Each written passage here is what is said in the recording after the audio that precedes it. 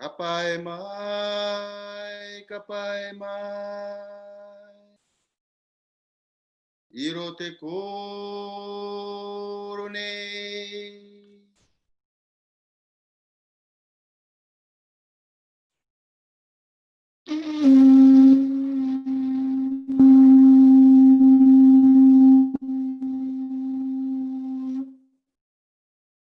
Kapai mai, iro te koro nei.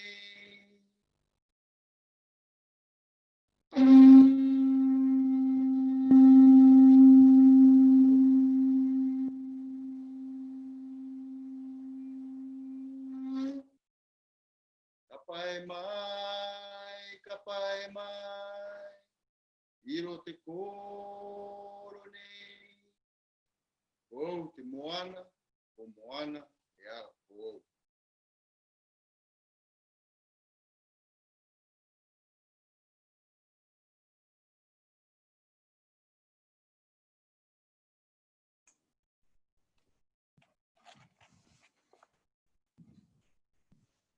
Ka tohi au ki te tohi ānuku. Ka tohi au ki te tohi ārangi. I te puiho ko ngā pū, ngā weu, ngā more, ngā pūkinga, ngā wānanga.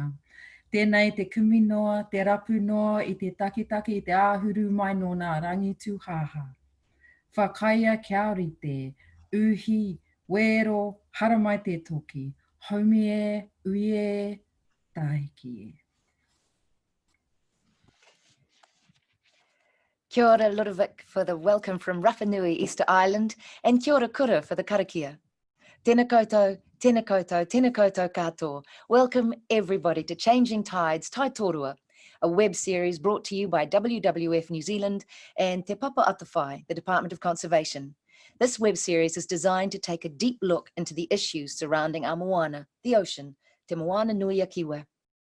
Thank you for joining us today for Kaitiakitanga o Te Moana, a very special panel discussion to celebrate World Oceans Day. Today we'll hear from Indigenous leaders from Aotearoa, Rapa Nui, Easter Island, and also, we hope, Alaska, who will share their perspectives on ocean conservation. Welcome to Tai Tōrua. I'm your host, Elisabeth Easter, and as a journalist, and also an enthusiastic amateur ecologist, I'm always looking for ways to educate myself about what is happening to the marine environment, what humans are doing to it, and ultimately to discover ways to protect our moana so it may flourish. Today, to mark World Oceans Day, the theme of our discussion is Ko o te moana, ko o. I am the ocean is me. And we turn to those Indigenous leaders for their knowledge and philosophies around marine conservation. Our speakers today include Jacqueline Blake, founding committee member and chairperson of Te Tapuwae o Rongokako Marine Reserve in Tairāwhiti, Gisborne. Ludovic Tuki from Rapa Nui, Easter Island, and director of the Mesa del Mar coalition of more than 20 Rapa Nui groups. Associate Professor Kura Paul-Burke, marine researcher, University of Waikato.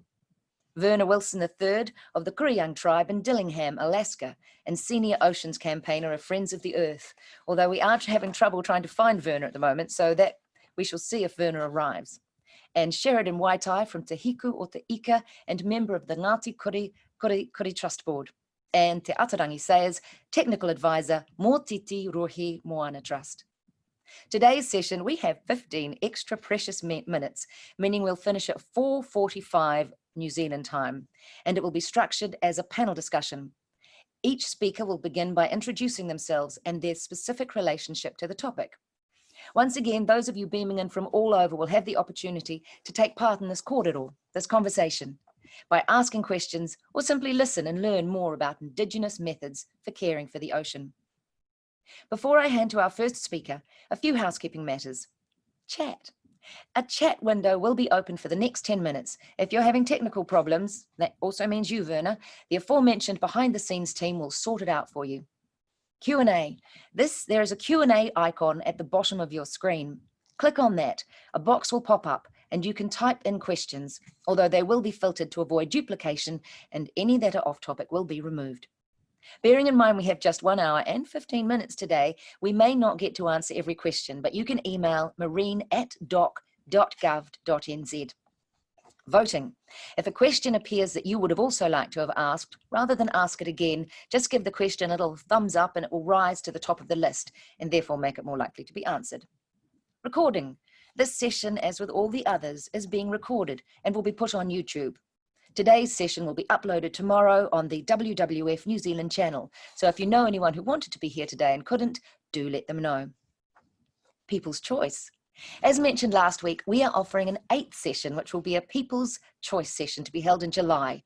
And we're keen to hear your thoughts about topics or speakers you'd like to hear from.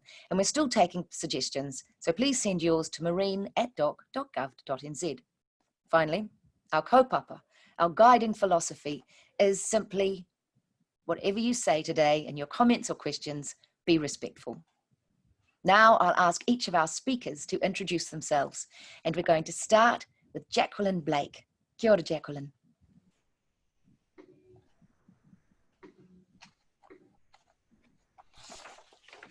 There you are, lovely.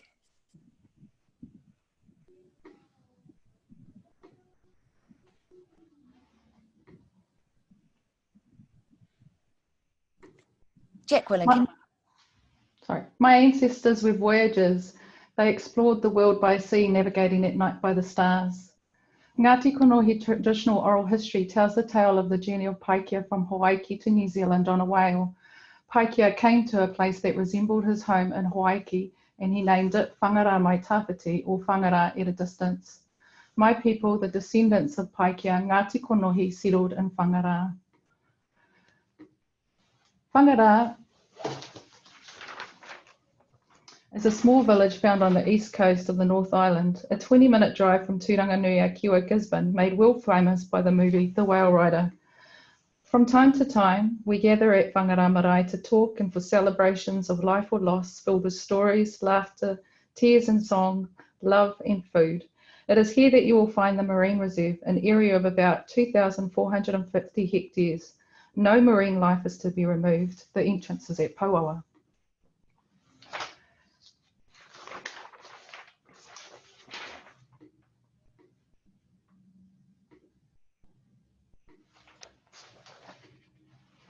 In 1989 to 1998, discussions between Ngāti Kanohi and the Department of Conservation began.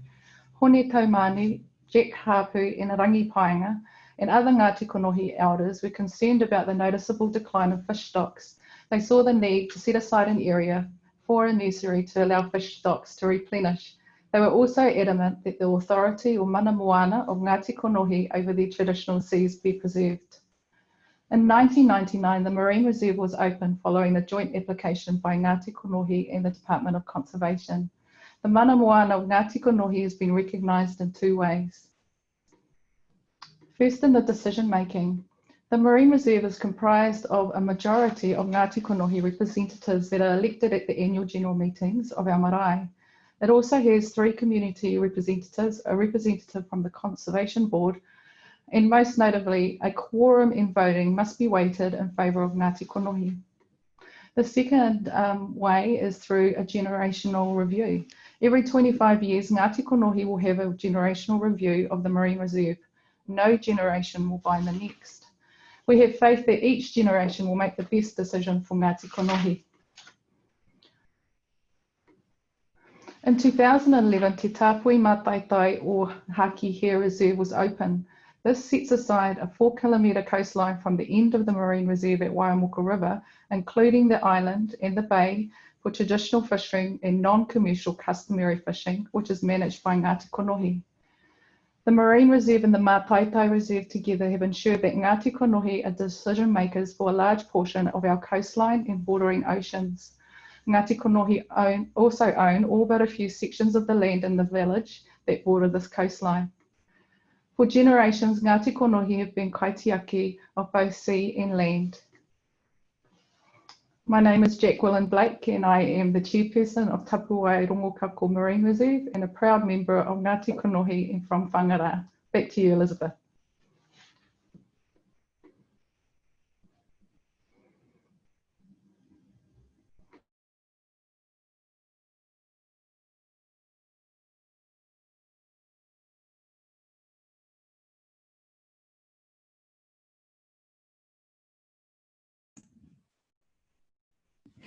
Kia ora, Jacqueline. I think I was muted there. The joys of Zoom seminars. So thank you very much, Jacqueline. And if I could please now ask Ludovic Burns Tuki from Rapa Nui, Easter Island, to speak to us. Kia ora, Ludovic.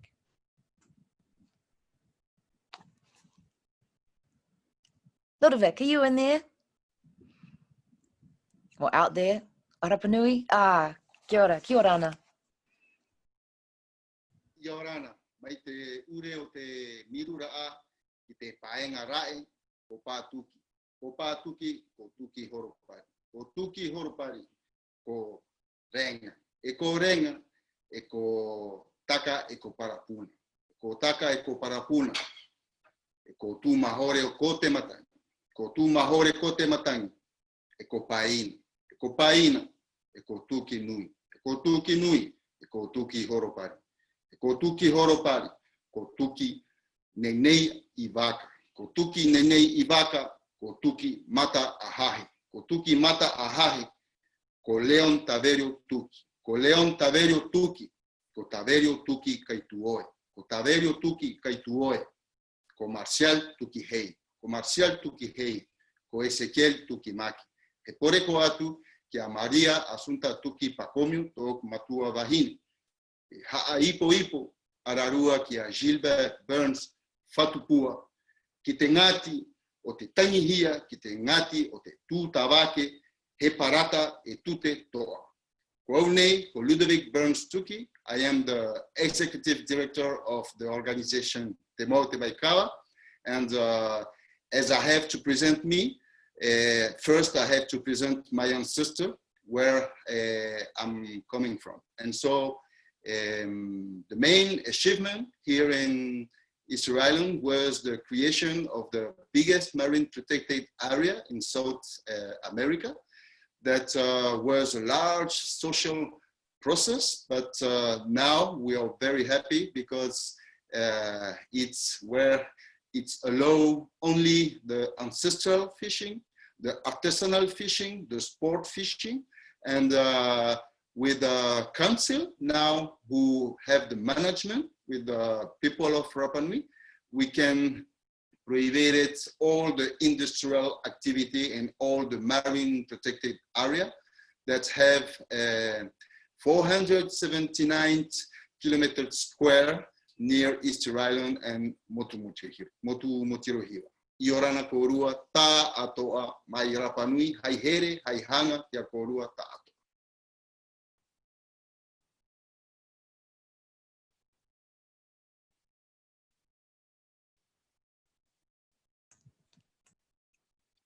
Kia ora, Ludo. And now we turn to Associate Professor Kura Paul-Burke. Kia ora, Kura.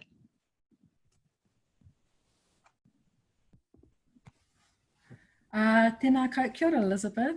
Tēnā koutou katoa, he mihi mahana tēnei ki a koutou, rangatira mā kua tai mai nei, tēnā koutou, he uri a hau no Ngāti awa, Ngāti whakihimo me Ngāti mākino. Kia ora. Hi everyone, greetings. My name is Kura and I am an indigenous Māori woman from Aotearoa, New Zealand.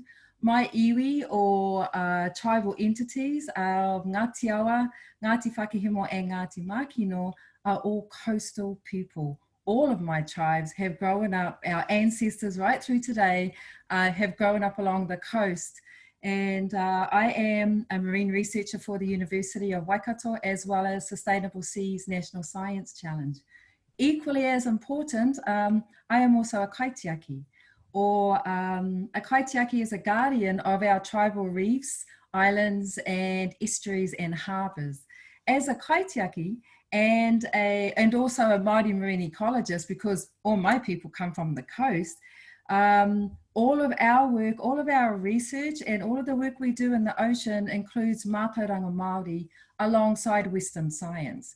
Mātauranga Māori or marine knowledge systems includes the principles, the practices and understandings of our marine species and spaces to assist us to make decisions and management capabilities for our marine spaces, for our oceans. You know, when we think about indigenous knowledge, such as here in Aotearoa, like Mātauranga Māori, some people see them as polar opposites, like Mātauranga Māori or indigenous knowledge. My hand looks funny, eh? Sits over here all by itself. And my other hand, my Western science hand, which looks really huge like that they sit separate. But there are times where Mātauranga Māori and Western science can come together, and there's times when they can sit alongside each other. And you know what? It's okay, because there are different knowledge systems that are compatible at times, and other times they need to sit in their own lane. But both approaches, both Mātauranga Māori and Western science, or just Western marine science, aim to better understand the world in which we live. Both approaches and perspectives, they're both well established. They include teaching and learning techniques which are systematic and seek to solve and explain phenomena around our oceans. And both approaches highlight different ways to arrive at legitimate knowledge. So for the work that I do as a kaitiaki and a Māori marine ecologist, we deem it imperative, it's so important that we work with our iwi or tribal members to position, prioritize and enable marine research and activities to come from the home people, the people who live on the coast, who are working in the water, who spend their times, who know and understand their marine spaces. Did you know that in 2014, the World Wildlife Foundation released a report that identified that areas in the world where Indigenous language had been retained or spoken were also areas with the highest biodiversity. Cultural diversity is related to biodiversity, and both are important for sustaining and improving our world ecological systems. Ko au te moana, ko te moana ko au. Kia ora. Kia ora, kura. And now I think we haven't got Werner from Alaska today. We have lost him, which is such a pity, but it means that now we're going to turn to Sheridan Waitai. Kia ora, Sheridan.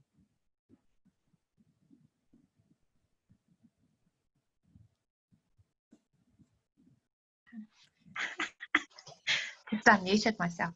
Kia ora koutou, and thanks for the privilege of being able to be here today.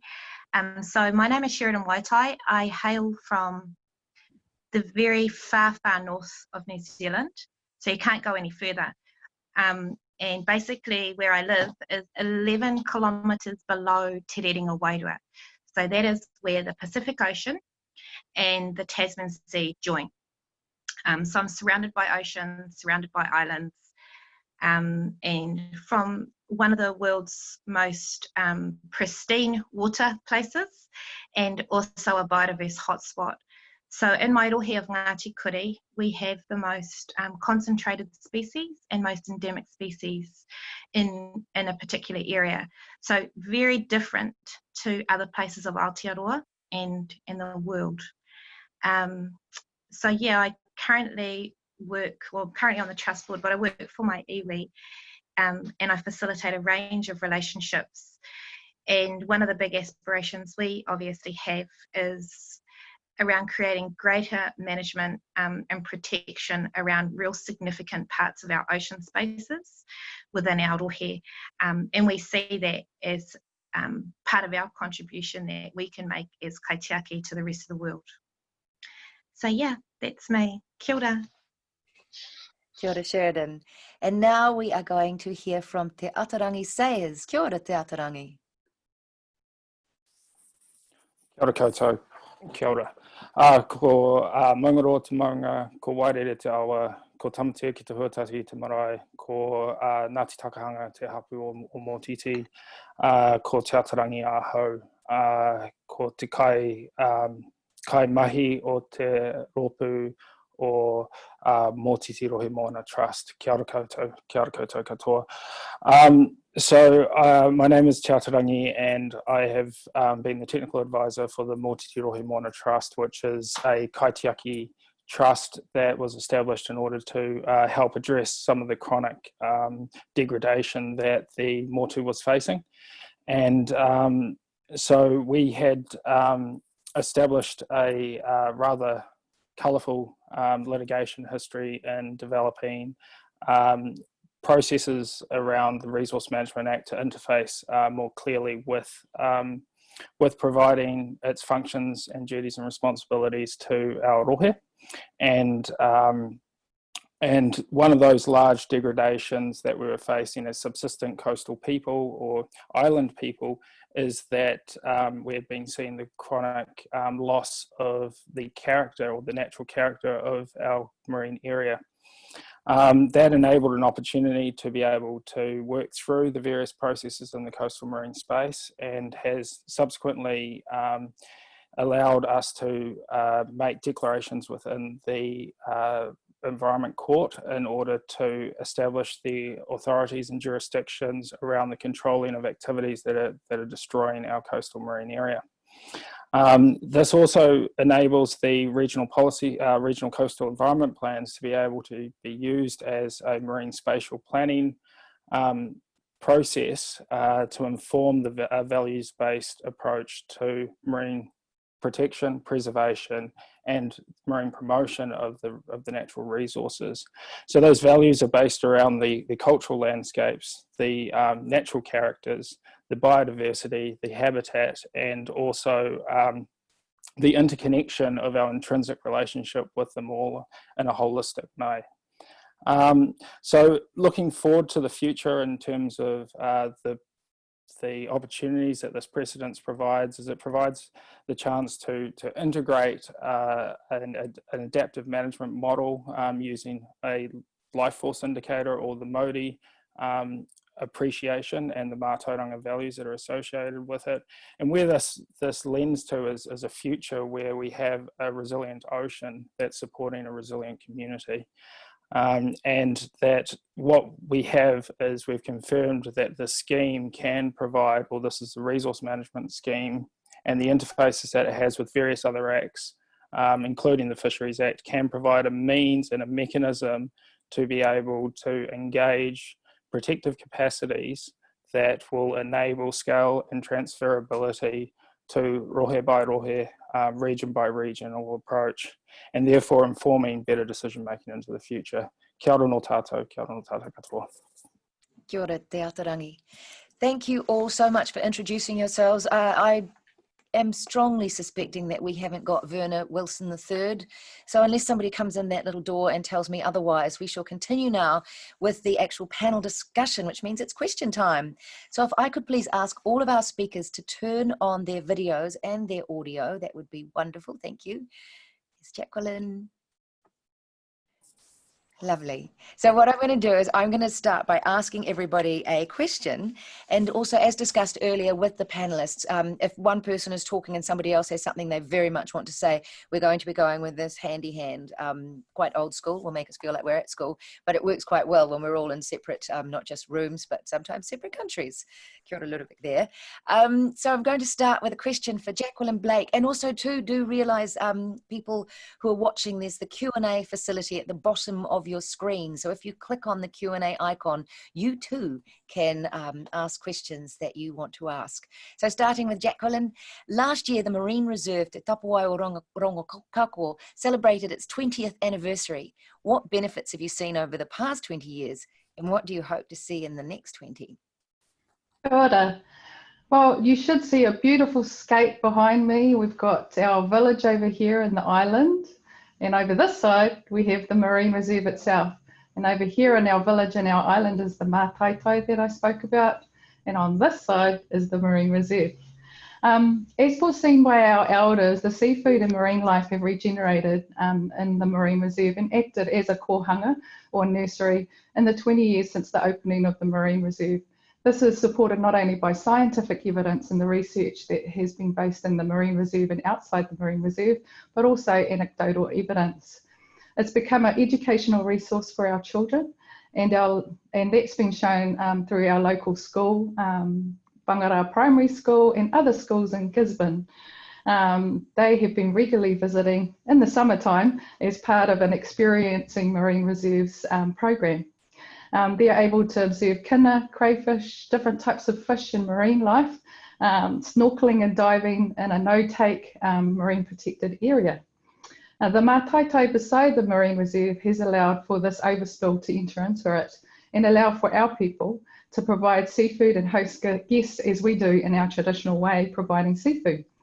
I believe that the Marine Reserve has produced the results that our elders desired. In terms of the next 20 years, our first generational review is in 2024. I'm confident that this generation will not only see the benefits, but follow the guidance of our elders to continue the Marine Reserve. Although it has been a sacrifice for Ngāti Kōnohi not to exercise their traditional fishing practices in the Marine Reserve, the benefits of it have been endless. This is a decision that Ngāti Kōnohi have made as kaitiaki for our Moana to ensure the sustainability of our resources for the benefit of future generations. Kia ora. Kia ora, Jacqueline. And now a question for Kura Paul-Burke. Can you explain more about how you have used Matauranga Māori to support restoration efforts in Ohiwa Harbour and what value this has provided for the people and for your conservation efforts? Kia ora, Elisabeth, I can. So Ohiwa Harbour is a very small harbour in the Eastern Bay of Plenty of the North Island, and there are 4 iwi or tribal entities and 3 councils or government agencies, I suspect you might say, and all have a vested interest in this harbour. For many years, the local iwi or tribal entities have had serious concerns about the depletion of shellfish populations in the harbour, and most notably green-lip mussels or kuku, kutai. And so what we did is using Matauranga Māori principles of whanaungatanga or relationship building and kotahitanga of coming together as a collective. We have worked for the last 12 years together. No one is left behind. All 4 of the iwi entities or tribal entities and the councils have come together. We make joint co-management decisions for the harbour. When you have so many players in one place, they have their own agendas because that's human. And so what we have done is we've put the harbour at the heart of everything we do. We in terms of restoration for our declining mussel populations, they went from 112 million mussels in 2007 to less than 58,000 last year. So we have lost a lot of our shellfish on the bottom. So what we have done using Matauranga Māori, we have created natural resource mussel grow lines. They're called spat lines. And in terms of restoration, we are growing mussels from the harbour, in the harbour, for the harbour, using natural resource plant materials like harakeke or flax, tikoka or cabbage tree fronds. Because our Matauranga perspective is that if mussels will attach to these lines and grow, if the lines are made out of natural resources, over time, those lines will naturally dissipate and break down and they will fall to the bottom of the harbour. The mussels grow in a clump.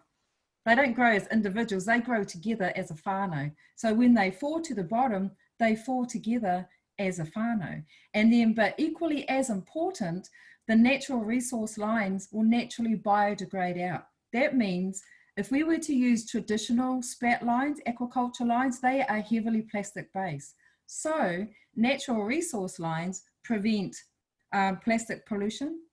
They encourage positive, proactive, collaborative solutions for our harbour, less plastic in our ocean, less plastic in our kaimoana or our shellfish, less plastic in ourselves. So Matauranga Māori, using Māori traditional knowledge of Māori traditional resources to confront contemporary challenges of a degrading harbour and restoring our mussels. It's fantastic. Kia ora. Kia ora, Kura. That's fascinating as well. I love that. Sheridan, you follow in the footsteps of your late grandmother, Sana Murray, and you're currently leading the Waitangi Tribunal claim for Y262. How have the actions of your ancestors influenced you in your life work?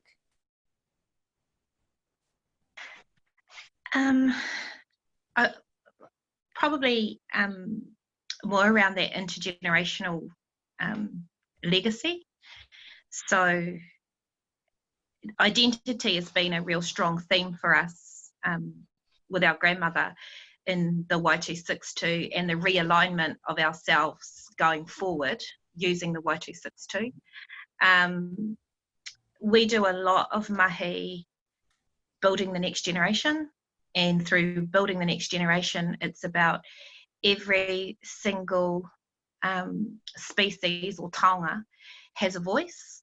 So it's about how do we bring our children, our rangatahi, our kaumātua kuia to re-engage in that whanaungatanga with their environment, both on the land and on sea.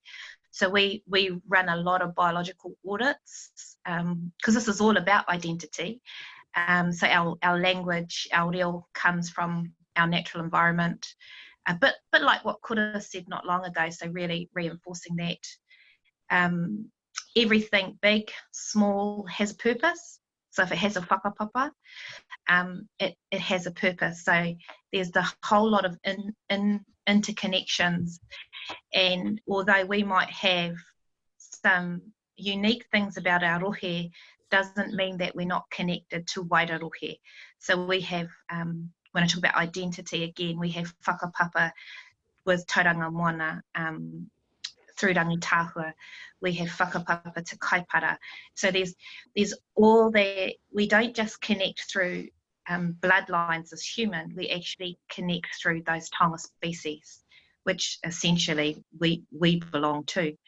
But I think the biggest thing in terms of our nan and where to for us as Ngāti Kuri is we've always known that our first breath comes from the ocean and our second breath from the land, and that both the land and sea is contiguous. You can't do marine protection without looking at the land, and you can't put rahui and protection on land without looking at the water.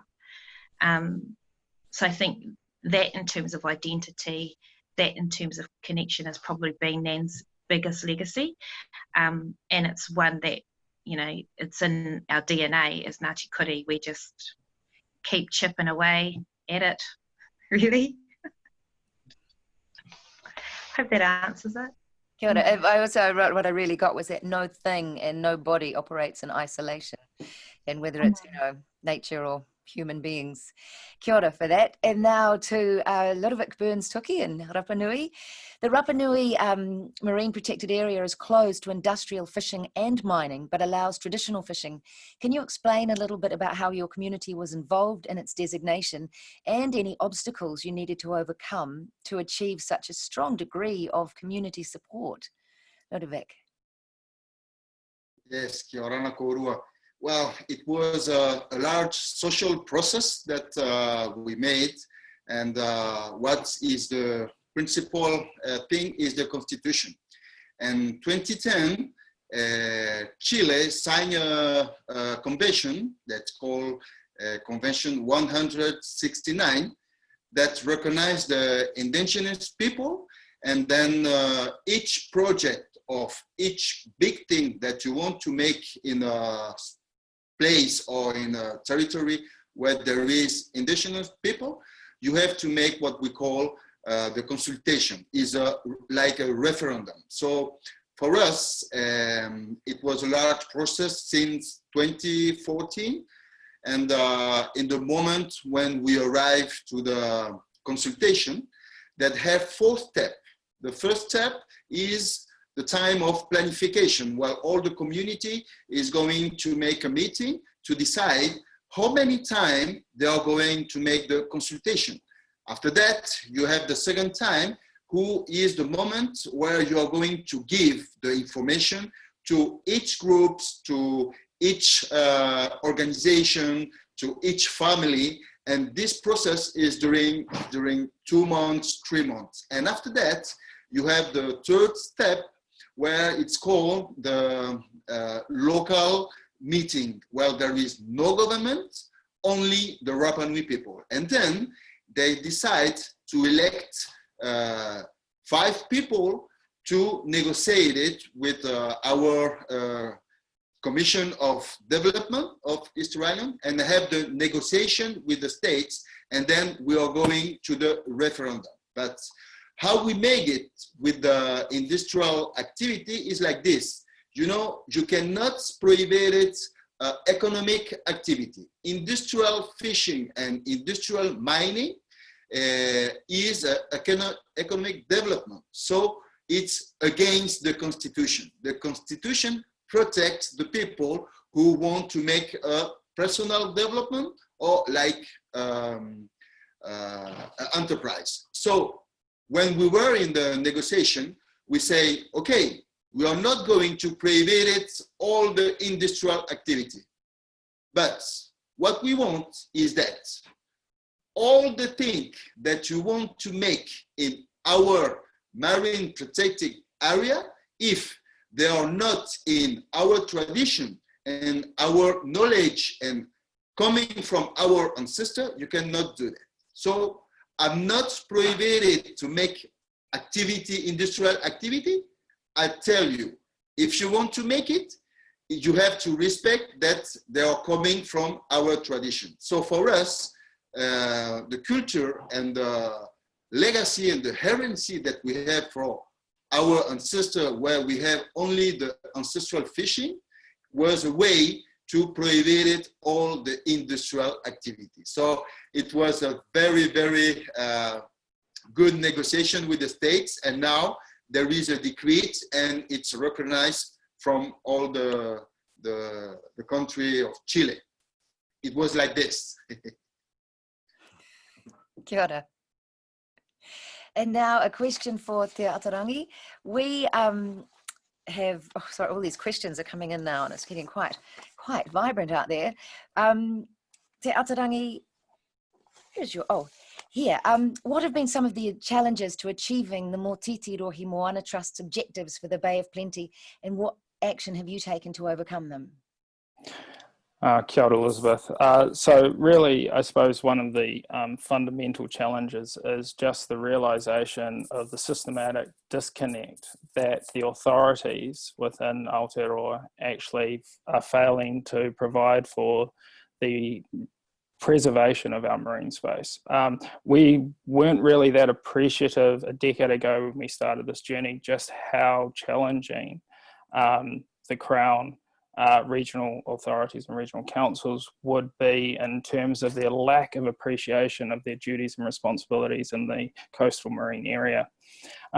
Subsequently, we overcame that by working across the community spectrum, by working with a kaupapa based focus and networking through the inspiring our story. That underpinned a belief that what we were doing was providing a pathway for others to be able to follow in. Kia ora. So one of the questions that's come from the top here is someone who's tuning in from Coast Salish lands in the waters in Western Washington, USA. And the question is, one of the challenges we face here within the Salish Sea region is that it's not only culturally an important place for many tribal communities, but also a mega economic thoroughfare for commerce, cruises, and lots of vessel traffic. Do any of you have any advice on how to bring the collaborative indigenous solutions to the table? You all have shared so many incredible examples. I'd love to hear how you started pushing the boulder up the hill and kept the momentum. I love that question. Who feels that that is their area of expertise? I'll endeavour to. I don't know the specifics of this area, though.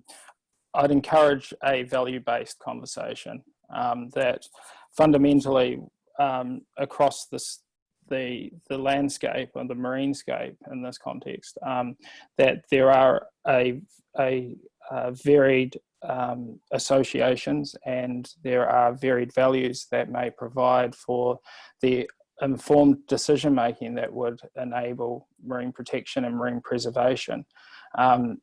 It's really quite challenging when you're working across the community spectrum, because you quickly find out just how disconnected the community is based around the interests that they may be trying to preserve in terms of their economic stability or various other I suppose, attributes that they're trying to hold on to. But fundamentally, if we lose the marine or a relationship with the living ocean, and we lose the values and qualities that are associated with it, we will find ourselves in a precarious position in terms of being able to hold on to our culture and our relationship as a community with our moana. Kia ora. Oh, Kura. Kia ora, just to add on to that, for us it was a little bit different at Ohiwa. It wasn't that the people were disconnected, they were completely connected to their harbour. And so what happened there, like bringing the people together, was that everything was co-developed. There was no, including like the 4 iwi entities as well as the 3 government agencies, it was all co-developed. But while it was co-developed, it was led by the iwi or the tribal entities. So all the decisions, all the management and restoration and monitoring work that we do as a collective is led by the indigenous people or the iwi entity, Māori entities, and it's co-developed, but equally as important, it's also co-implemented. So you just don't have one body saying, this is how we're going to do the science, this is how we're going to do that. And with that also is co-innovated, so that we also have, it's intergenerational. So we have the elders, my age, and the children also coming along working together. So there's connectivity there. You're not pushing the barrel uphill, you're all doing it together. Thank you, Kura. And Jacqueline, you had your, and yes, Sheridan, I see you too. Jacqueline. Kia ora. I think one of the things that I'd like to address in your question is, do any of you have any advice on how to bring the collaborative Indigenous solutions to the table? In New Zealand, I suppose we're lucky that in the governments of over the years have supported the establishment of marine reserves. We're also lucky here in Gisborne that we've had a really supportive Department of Conservation staff. So the approach for the establishment of the Marine Reserve Committee was actually from the New Zealand government at the time through the Department of Conservation. But in saying that, they did come to the table and our people did talk to them, and they put in place the examples, or the 2 in particular, which is that Ngāti Kanohi would have the majority say in terms of decision making, and the generational 25-year generational review are the things that we put on the table as solutions on how we can ensure that we're in charge of decision making for the marine reserve. So having a supportive government at the time is probably a good way to start. Kia ora, Jacqueline. And Sheridan, you have something to add. It was just around how do you get people to collaborate. So I know from our experience, we have really good collaboration, mostly offshore and like NGO. When it comes to the legal entities like with government, we haven't had nice collaboration. So there's been assumptions that you can have collaborative relationships with government, but in reality, it's sometimes better to look at where do you get pressure from outside to put pressure on inside, if that makes sense. A lot of what we've done is stuck true to act like you own it. So we are owners. And we did that recently with Te Rerenga Wairua. So it was a really good reminder to not just to New Zealand, but to the rest of the world, that we actually allow people to use our space and we're happy to share it, but it's a privilege, not a right. Yeah. So we've had to be really disruptive and at times quite grumpy to get some results. In the ideal world, you want to have good relationships, but you've got to share both love and you've got to share both pain. And if you're only sharing love, it's not a truthful relationship. Yeah, so that's what I've, experienced through establishing the stuff we have for Ngāti Kuri, and just like having your own visible presence. So it's really important for our people is that they can see themselves within it. So we've done things like uru whenua, traditional, suppose kohatu rocks, and brought forward a visual representation of ourselves, both on the water and on the land, so that people can see that we're here. We've always been here and we still are here. But essentially you need to start acting like an owner, whether or not they're commercial, government, or whatever. It's like, if it's spiritually, culturally yours, own it. Yeah. Blow it up. I hope that answers our question for our friend from Western Washington. And if all else fails, I like that. Get grumpy for the environment. It's not all about polite, and sometimes one has to speak up in a loud voice. And we have another question here. The climate crisis is the defining issue of our generation. Acidification of the oceans is causing dead zones globally. What would you like to see change? There's a huge question. Who feels that's there? Ludovic, over to you. Yorana, well, for us, I think that to go against the climate change, I think we are working a lot with the education. Sometimes a lot of people all around the world, they make the think because they don't know. We are like an island, we live in an island, we know the ocean. When we are going down the ocean, we saw the fish, we saw all the beauty of the Te Moana Nui Akiwa, but there is something that we receive that is not coming from our island, who is the... You're breaking up a little bit there, Ludovic. Is anyone... from around the world, and so sometimes the people doesn't take care. Is it okay? There was just a little bit of breaking up there, but you've come back into strong voice again. Continue, please. Okay, so I was saying that against the climate change, we need more education. And why education? Because a lot of people in the world doesn't know what's happened in the ocean. You cannot protect it, something that you don't know, And we have a big problem that is plastic pollution that is coming all around the island of Rapa Nui.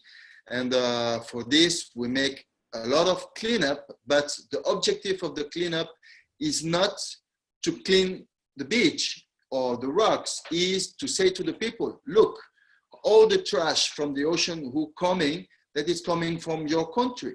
So the challenge is that what we need to change is the attitude of the people. You have to know that each time that you drink a bottle with water, each time this bottle plastic is coming to the ocean. So change. So what we believe is that today we have to go very, very far for the education. So education with the children, but all around the world, to say, you have the solution. The solution is in the person, not in the other thing. You have the solution. So for us, the education is the key. Kia ora. And one thing I'm curious about, with the vast, and I know that Rapa Nui is, drawing in such a lot of waste in the ocean, and your recycling facilities might be limited. What do you do with the megatons of material that you collect? Well, this is a new challenge that now we have. So we think that all the ocean plastic is only a mistake of design. So today we have to grow up the capacity of resilience, and then we need to reuse these plastics. So this is a new challenge that we have here in Rapa Nui for the next 5 years, because we think that with this trash, we have solution. And this is the importance of the scientists to say to the normal people what we can do. Kia ora. Oh, Te Atarangi. Yeah, kia ora. I just wanted to address this. Climate is probably one of our greatest threats as a species, and that we aren't appreciating that it is shifting the biological assemblages right as we speak today. The weather extremes that are associated with climate that we will be experiencing, and as Indigenous people that are tied to the subsistent relationship with the ocean, we will be disproportionately affected by the lack of action if we do not start to resolve the question, which is how do we start to sequester vast amounts of carbon and utilize the natural restorative ecosystem that the ocean provides for us. Now that is something that we all have a challenge and how we actually rise to addressing this issue of climate. Kia ora. Kia ora. Kura. Yeah, and to add on to that, when we're talking about ocean acidification in our ocean, we actually need to look at the activities that we're doing on land. Human activities on land flow into our oceans. We impact our seas, our species, our reefs, our islands. Human, and all that activity, all our negative activity flowing into the ocean builds up over time. So we have cumulative effects and stresses. It's us. We got to be better. That's basically it. Kia ora, kura. And I think too, a lot of people look at the ocean and they see the surface and they see the pretty blue and the, you know, clouds scudding across the sky, and there's a false sense of, oh, everything's fine. But that delving deeper, and no, it's not. A question here for Te Atarangi. How has the Bay of Plenty Regional Council responded to the Court of Appeal decision, and how well are they recognising the kaitiaki of the rohi? Ai, kia ora. So Happy Oceans Day, and the court issued the final decision today, where he confirmed the wording that will be in the Regional Coastal Environment Plan, and that has now confirmed that the three tokata, or the three rohe tapu that are within our Rohemoana will now be preserved with the prohibition of the destruction of flora and fauna for the next 10 years, while we address the wider concern, which is how do we restore our taonga Moana relationship as a community around Aotearoa. The councils have, you know, by taking such an antagonistic approach to this, and really exercising every vexatious opportunity in order to be able to, I suppose, mitigate their exposure and to the responsibilities they have, has now been confirmed by the Court of Appeal that they have failed. They have failed for the last 16 years in order to provide for these protections for us as Indigenous people, for us as a community, and for our environment. And this is now an opportunity for communities to work together around Aotearoa in order to be able to preserve the natural characters that they have within their regional context. Kia ora tata.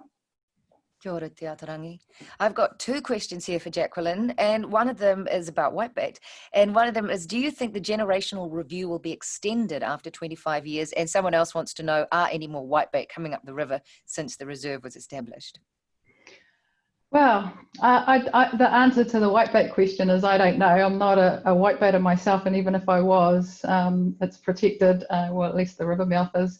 And there hasn't been any research, particularly in the area of whitebaiting. Nobody's taken that up, but if there's any researchers out there that are online at the moment, and if you've got a passion for whitebait, please come to our area and have a look.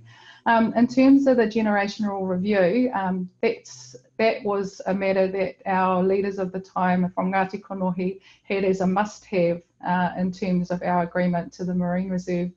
So that will continue every 25 years. Ngāti Kanohi will continue to meet and see and gauge things as to whether or not the Marine Reserve is the best thing for our people. And I think that's a really important thing for our people, to be able to not bind future generations.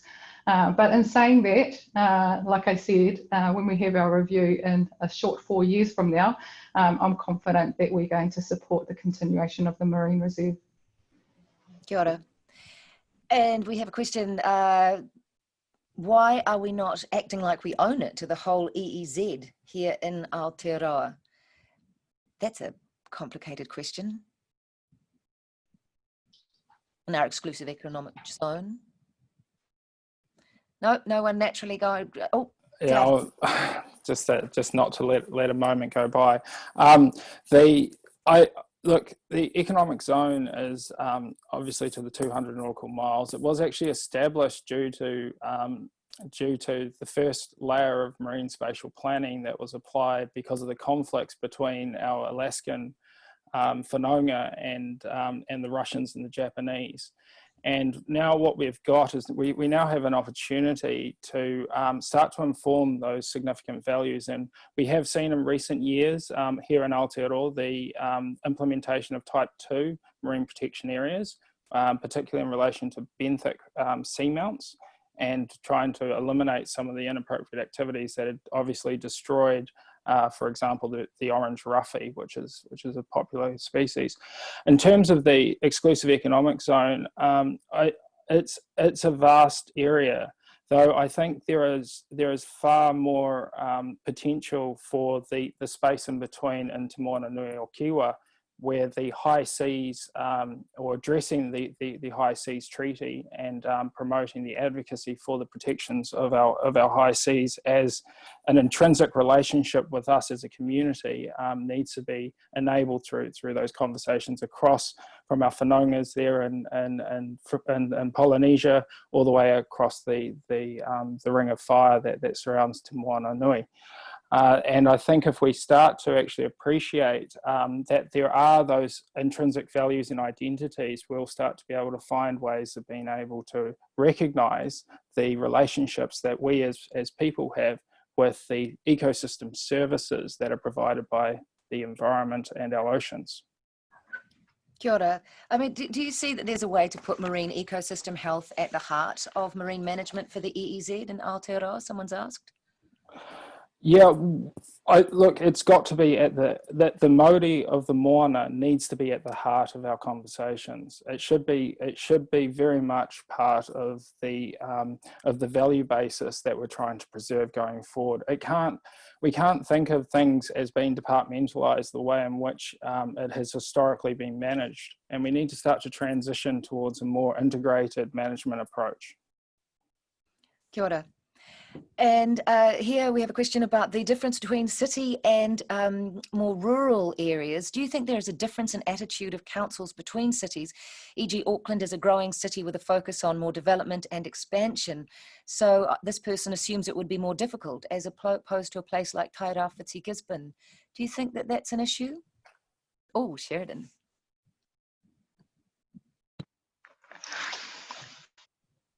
I think fundamentally they're all born out of the same legislation.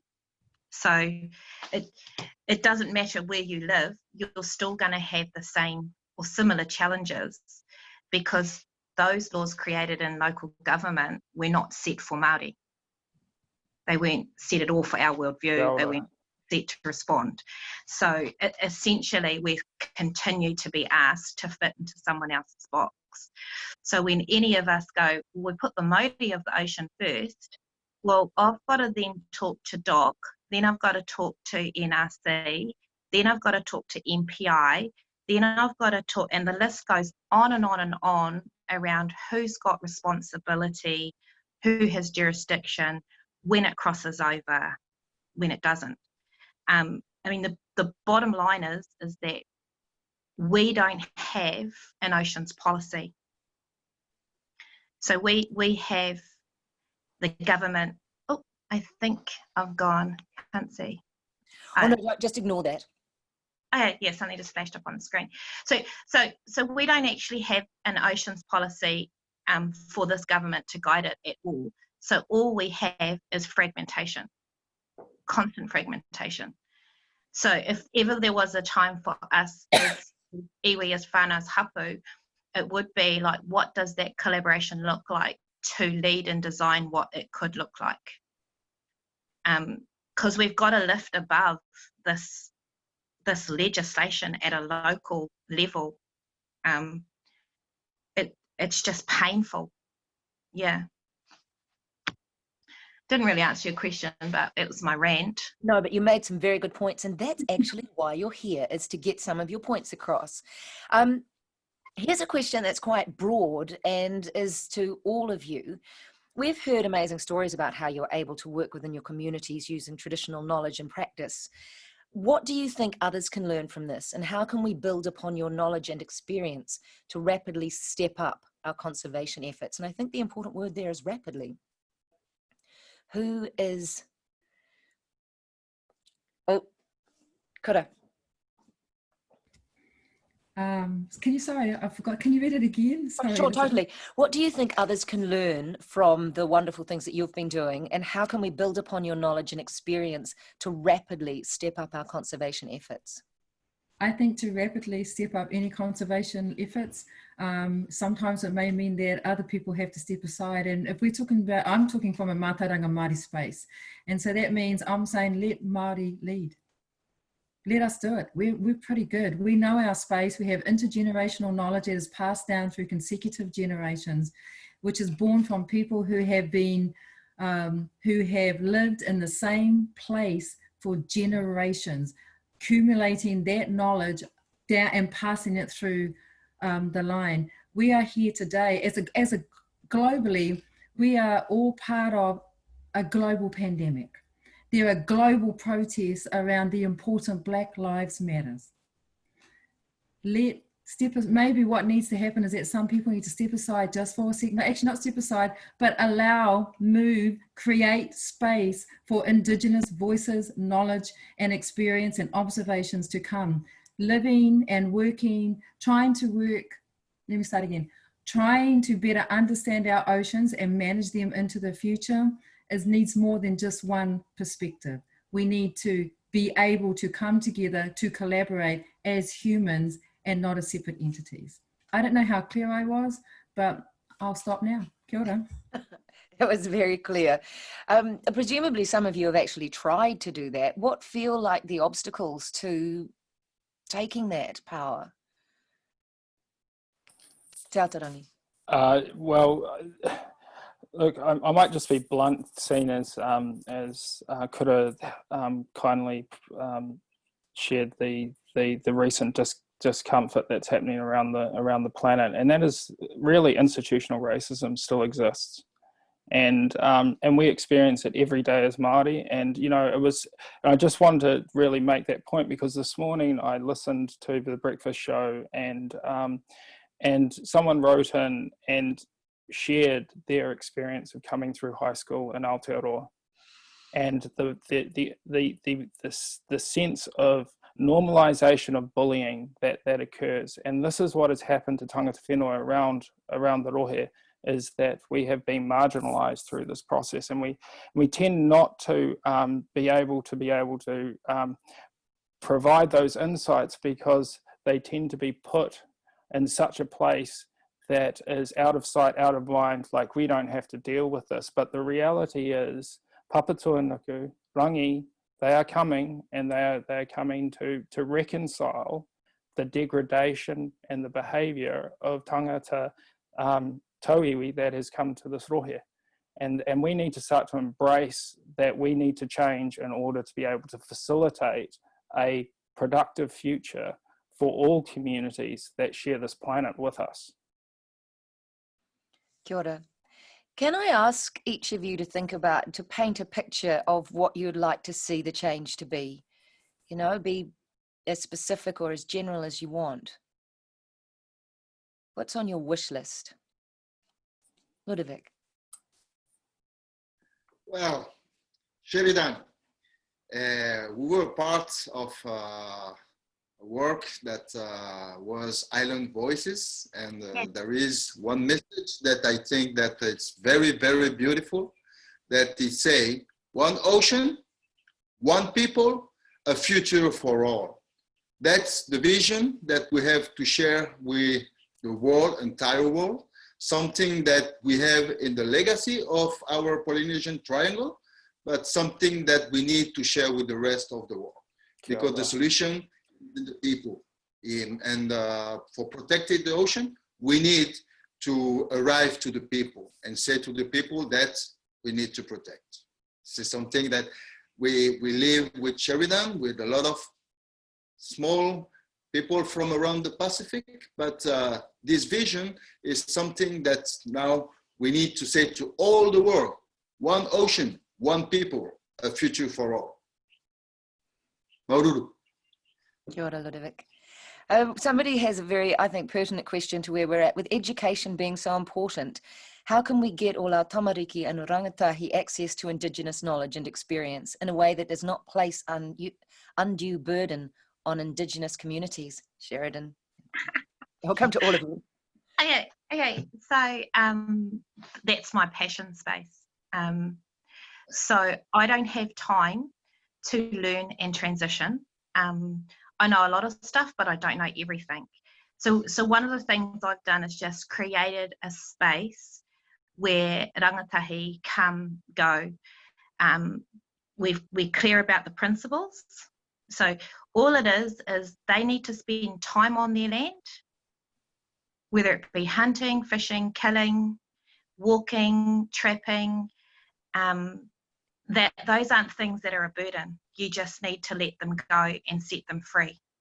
So when I say that is I haven't had time to transition, is I've got a small team of rangatahi that have led significant island trips, and they've led science teams, and they're in their mid-20s. Because all you need to do is trust them. They know who they are. They know how special their place is. They don't need to know everything because they're young. But the more responsibility you give them, the more and more they step up. But there's probably 4 key conditions if you want to get hybrid vigour and you want to get sharp real quickly with your young people. Is the ingredients is fast fail. You've got to create spaces for them to experiment and fail safe and learn as they go. You've got to have high levels of empathy. So they've got to come into a space where, you know, you have high levels of empathy. You create an environment where they own those principles of that environment. And the third would be emergent. So as they're testing and trialing, how do you quickly dock on those emergent issues that they've learned and power them up to do something else, with their new formed knowledge. I think what it's cost me and our people is time. It actually hasn't cost a lot of money, but and the reason why it doesn't cost a lot of money is everybody brings something. So it's living your principles. But you've got to throw the kids at it. You've got to throw them in it and watch them stand up. And if they start to sink, you just jump in and pull them up. But unless they actually see, touch and smell, they won't own it. They won't fully appreciate what's been given to them and what's been handed down by their ancestors. So we do that a lot, and we've just done 4 island trips not long ago by boat and by helicopter. And the kids do all the biosecurity work and they lead all those missions. And it's all mahi aroha. So it's all based on living who they are. Yeah. Kia ora, Sheridan. Kura. I just want to add on to what Sheridan's saying. We also need to put responsibility on our education system. We don't know, I'm not even talking about the history of Aotearoa, but just mātauranga Māori should be normalised. It is normal, it's real, it's relevant and it's appropriate. So our education system needs to take responsibility for that as well. We're many people living here, but our treaty partners are Māori and non-Māori. So that's one thing. The next one is access. We currently run, similar to Sheraton, we have a group of taiohi or youth aged between 14 and 18, and they're called taiohi Moana or ocean youth. I don't know how to translate that any better. And they are all qualified freedivers now, and they are now assisting our iwi of Ngāti and Whakatane as marine cultural monitors, doing species ID in water. Because when we think of the ocean, a lot of people think we just look at the surface, but we need to connect with Tangaroa and Hine Moana, our guardians. And so our taiohi are in there doing species ID, collecting data, and we've only just started now mapping kinnabarrens using free diving and are the tools. They are amazing. All we have to do is give them access. I think that's what Sheridan, I'm agreeing with you, Sheridan, big time. Give them access, give them a lot of love, a long rope, and they will just recreate the world and bring so much innovation. Education, super important. Kia ora. Kia ora. Jacqueline. 2 words, come home. I mean, at the end of the day, come home to our marae, come home to home. As part of our 20-year celebrations last year, my cousin Jay Love took people up to the top of a pā site near the marine reserve and gave cultural history there. You learn by listening to the speeches on our marae, you learn by being a part of how we manaki or care for our guests. And part of that caring at times is fishing in the sea and looking out there. And there are great opportunities here in Gisborne for people, for our rangatahi to learn. But yeah, come home. Kia ora. Ludovic, have you got anything to say about your tamariki in Rapa Nui? How do you keep them? Well, as I said before, the education is the key. So since 4 years, we have a program calling Hakarori Vaikava, where we complete the education in the school with the practice in the ocean. So when they finish on Friday, we go to see something, for example, the coral or one fish especially, and then on the Saturday, we go to see in the ocean. And it's very amazing because 4 years after that, the first generation, today, we have one who have studied oceanography, 2 who have studied biologist, 1 engineering and environment. So we believe that the seeds that you put in the children, coming from Rapa Nui or not, that's the same, because we are the same community who live in the same island. And it's amazing that after all this year, today, when we go to the classroom, 5 years, and they say, Tio Ludo, the trash, the plastic is bad for the turtle, you know? Something just like this, just to remember that if you want to protect something, you have to know it. So it's our role to lead that. And there is something else that it's important to. The education is not only when you make the program. The education is your person.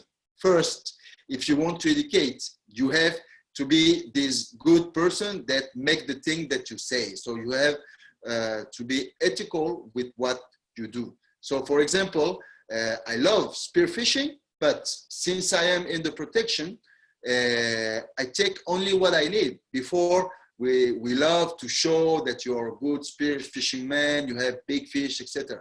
But with the time, you understand that take only what you need, not more that you cannot eat.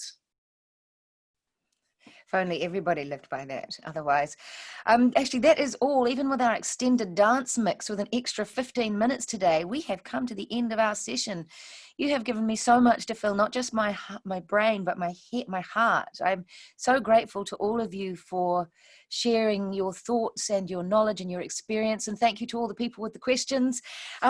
Please note that there will be no webinar this coming Wednesday, but next week our schedule will return to normal. And join us next Wednesday, June the 17th at 3:30 p.m. New Zealand time for our 6th session of Changing Tides Tai Tōrua. Don't forget to register using the Eventbrite booking system. Next Wednesday's webinar is Designing Marine Protection Areas to Benefit People and Nature, which will see us joined by Dr. Alison Green in Australia, who will share her extensive knowledge and experience developing MPA design guidelines and discuss how community participation and leadership is vital to achieve conservation aspirations. Thank you so much for joining us today. To the people at home, to the people behind the scenes, and our panelists. And if you have any other questions, comments, or want to say anything, do please email your thoughts and queries to marine@doc.gov.nz. Ka kite anō te whānau. And to close today on World Oceans Day, we ask Kura Paul-Burke for a karakia. Kia ora. Mi noi tātou, kia ora tātou. Mai e te tipua, mai e te tawhito, mai e te kāhui o ngā ariki, mai e tāwhiwhi atu kia rongo, ka whakamaua kia tina, tina, haumi e ui e taiki e.